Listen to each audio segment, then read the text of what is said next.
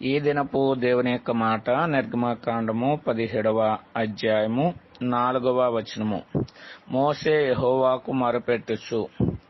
మోషే యెహోవాకు మొరపెట్టినప్పుడు దేవుడు అతను మొర ఆలకించి అక్కడ కలిగి ఉన్నటువంటి సందర్భంలో సహాయం చేసినట్లుగా మనం చూడగలుగుతున్నాం. దీనిని బట్టి దేవునికి మొరపెట్టినప్పుడు దేవుడు మన అవసరత తీర్చేవాడని లేఖనం ద్వారా మనం గమనించగలిగేటటువంటి వారంగా ఉంటున్నాం.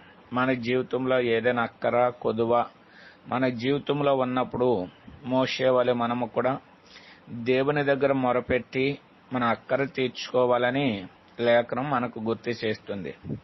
నాడు మోషే యొక్క మొరే కాదు, మన మొర కూడా ఆలకించేటటువంటి వాడుగా ఉన్నాడు.